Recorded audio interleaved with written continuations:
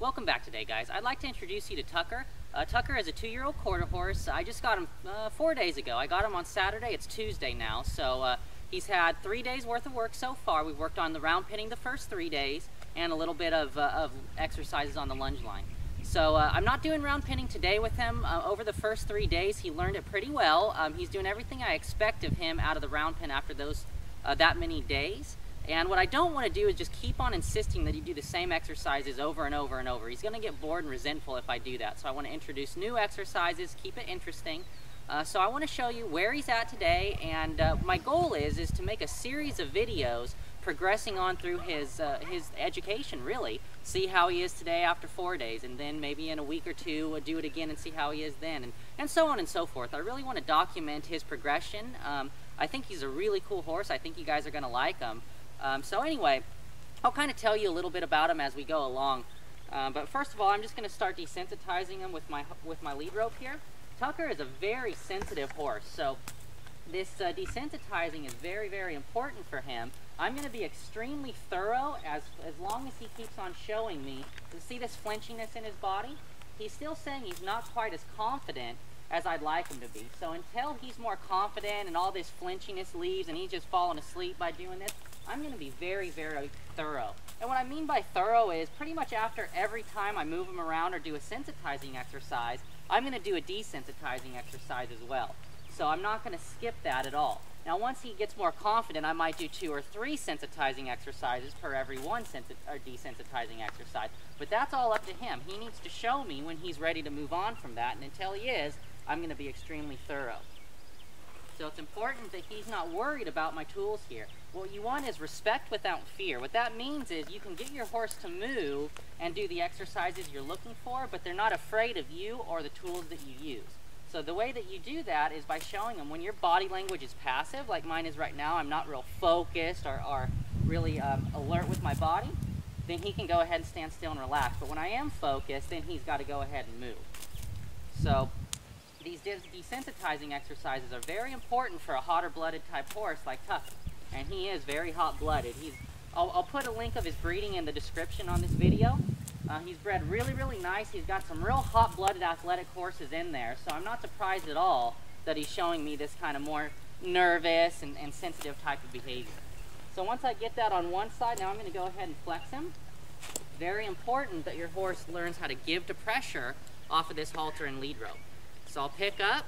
When he gives to that pressure and comes in and touches his belly, I'm going to release that pressure. The faster you can release the pressure when they give, the faster he's going to learn and know how to be soft.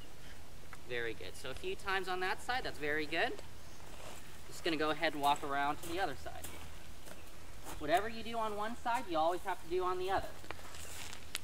See how he's still got that little bit of flinch in there? That's just going to go away in time. Probably another few days of this, he's going to get confident enough to know the difference between my body being passive and active. Good boy, Tucker. So I'm going across the whole top line. I've got the withers, the back, the hindquarters, the neck. Once that gets good, I'll move on to the back legs. Wrap that rope around those back legs. Good boy. He lowered his head a little bit. That's a good sign that he's relaxing. And then the front legs. And then I'll take that whole rope and pitch it over. See how that made a little more flinch? Because it's coming at him a little faster. It's a little more scary. So I'll keep at it until I see him show me a sign of relaxing. Like there, he just lowered his head a little bit. I'll go in and scratch on him. Good boy. This stuff is very important. It's very slow and easy, but it's very important. It's just as important as getting your horse to move off of your pressure as well. Good boy. See, all this flinchiness is just going to go away. I'll even practice this just walking up with my hand out like that. If that startles him a bit, I'll just go and repeat it time after time until he relaxes. Good boy, Tucker. Flex him on this side. Good. I like how he's starting to leave his head there. I'm just going to go ahead and push it away so I can get it from a straight position. Good boy, Tucker. Attaboy. I like what he's showing me. He's like, are you sure? I think you're just going to ask me to flex again. Good boy. Pretty soft horse. I'm liking what he's showing me out of that. So I worked with my halter and lead rope. Now I'm going to work with my stick and string. Every tool that I use, I need to make sure my horse is confident with me using them. So same idea here, just go over his top line, throwing the string over him. Withers, back, hindquarters, neck. Now if he was moving around, I would just keep at it, keep the pressure, keep it going until he stood still and relaxed, and then I take it away. He's not really moving his feet right now, but he has a little bit of stiffness and flinchiness into his body. So it's important that I do a lot of this. Now I'm just going to go ahead and whack the ground. Very good.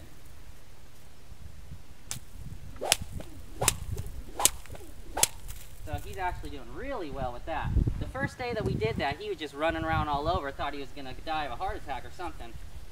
So he's come a long way, getting more and more confident. Now that I can do it beside him really well, I do a mixture of in front of him and beside him, back and forth. And every day, I'm raising the energy with this stick and string. He needs to progress and get more confident. I like how he lowered his head, so I took the pressure away. In front of the nose, behind the butt. In front of the nose, behind the butt. So he's pretty confident right there. Switch sides. Get this rope behind me so it's out of the way. Good boy. I like how he's really taking his nose towards me. I don't want him to get too far out in front, so I'll use my hand to block that. But he is aware of where I am, and he's paying attention to me. That's a really good sign. Good boy. Back legs, pretty good. Front legs.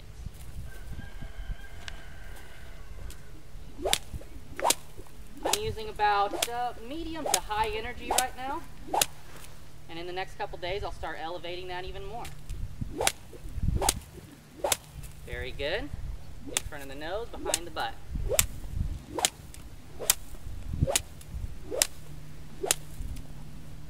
Good boy, Tucker. I'll also do it straight out in front of him. I haven't taught this horse to back up yet. This horse in particular, he's got so much natural backup in him. It's all that's on his mind. So I haven't taught him how to back up yet because I want to encourage him to come and be close to me and be confident. So the fact that he took a couple steps in, I'm actually going to reward that. Now for a more pushy or dominant horse, I would have already taught them how to back up for one, and I wouldn't allow them to do that. But every horse is a little bit different. You have to be aware with what you're looking for. So the fact that he came into me right there, I'm just going to relax, pet him a little bit. I don't want him to get concerned or worried about coming close to me. But I will try to stay back here. There we go. I want to get it far enough back to where that string is whizzing by his ears and eyes.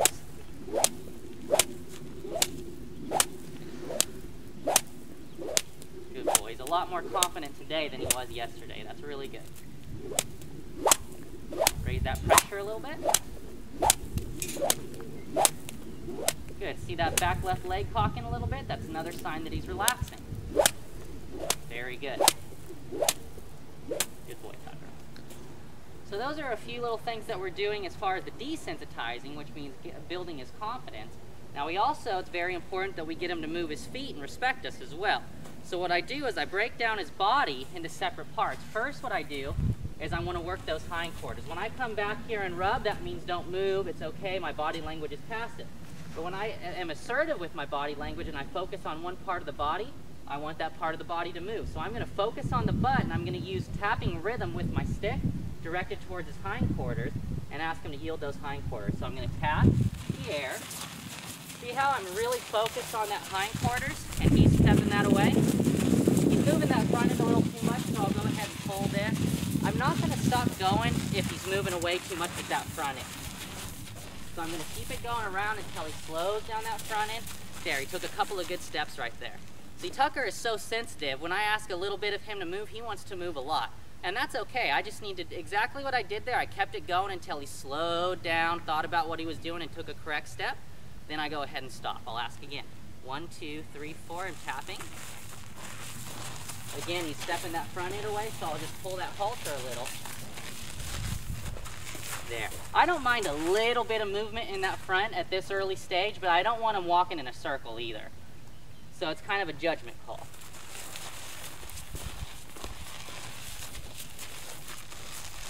There was a couple of good steps right there. He's stepping across with that back left over his back right. I like that. Good. So notice when I want him to stop moving, my body language changes from active to passive, and I rub, rub, rub, rub, rub.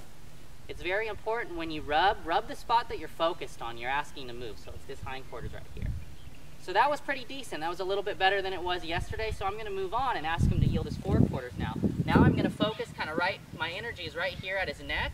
I'm gonna use my left hand up by his jaw and my stick by his shoulder right here, and I'm gonna tap with rhythm, asking him to step this front end across. So there's 2 steps, 3 steps. I'm gonna rub him to a stop. As soon as my body language changes and I start to rub, the rubbing is like a little cue to him to say, hey Tucker, did you notice my body language changing? So I just wait for him to stop and rub, rub, rub, rub, rub. And then again, ask him to move. Active body language. 1 step, 2 step, 3, 4. Good boy. And again. Every day I'm looking for him to take 1 more good step. So this is the 4th day that I've worked with him, so he should have 4 steps by today. In a couple more days, he'll have a couple more steps. As you can see, this isn't too difficult for him. He's a pretty athletic horse. He's got pretty good coordination, so this isn't a big deal.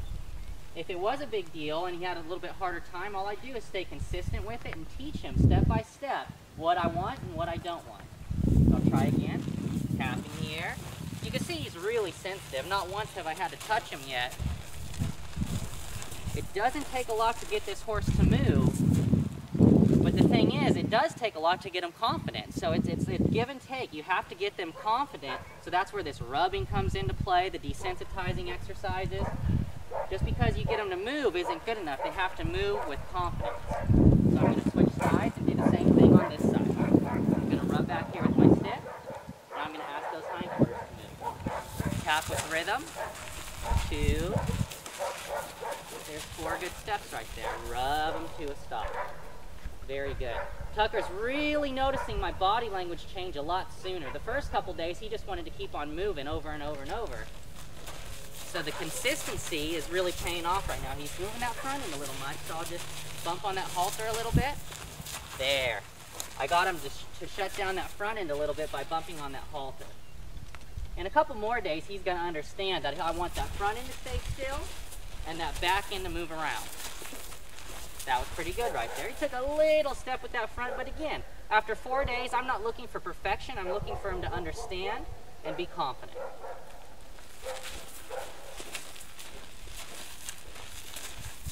There, that was really solid right there. So because that was so nice, I'm going to go ahead and quit on that and move to his front end now.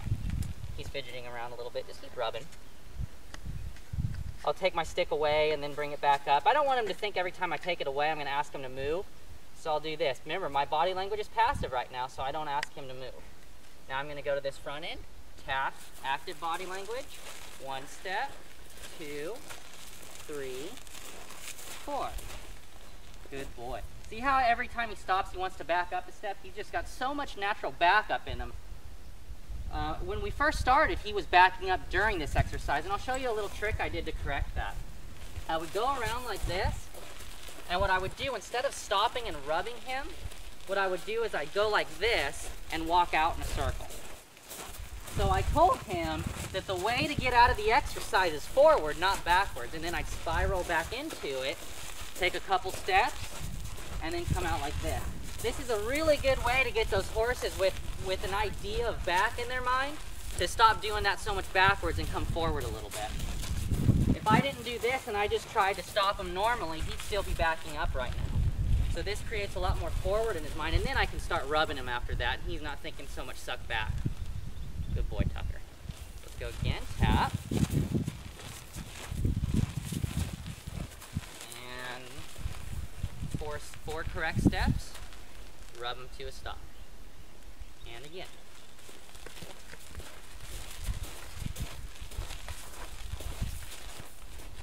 Good boy, Tucker. He still has like a step or 2 backwards. I'm not too worried about that. It's a lot better than it was yesterday, and I guarantee tomorrow it's going to be better than it was today. Good boy.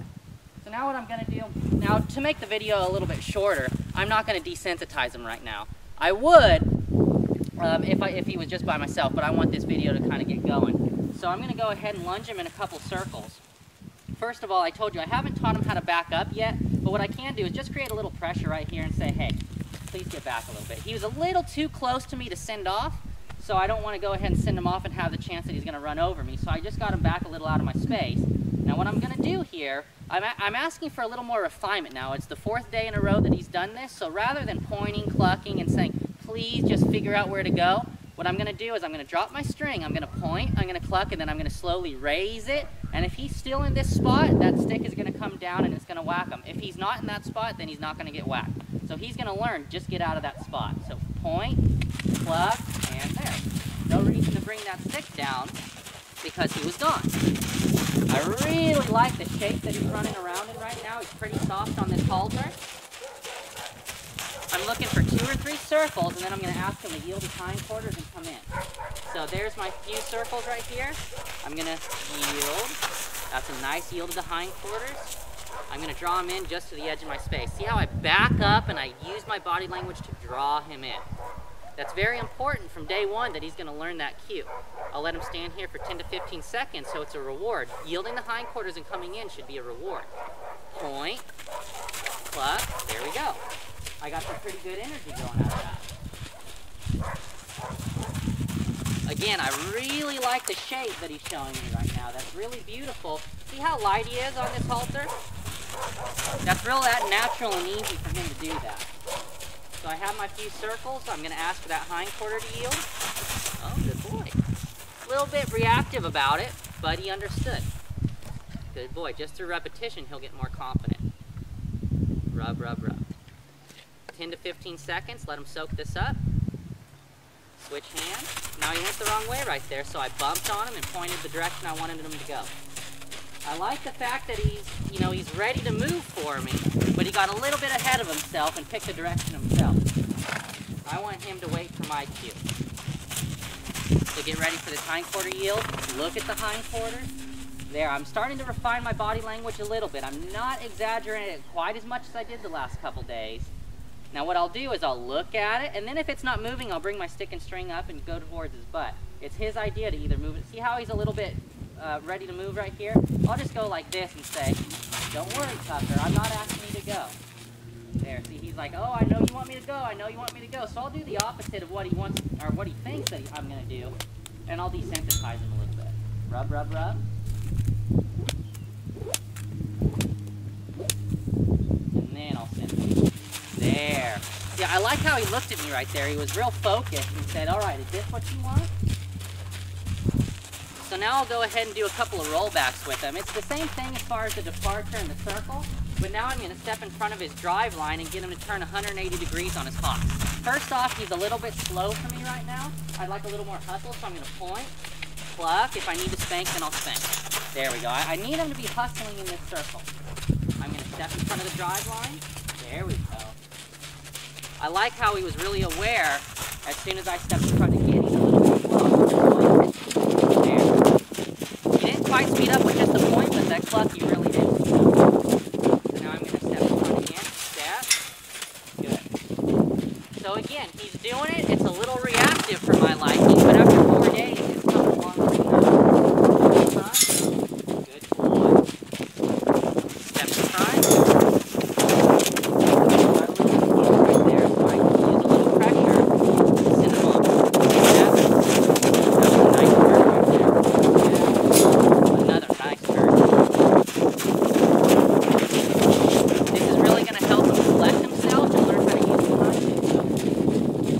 Because there's so many changes of directions, it teaches them to use the thinking side of his brain. The more you get them to change directions, now I didn't ask for that, so watch what I do. Bump, bump, bump, bump, bump. That's uncomfortable.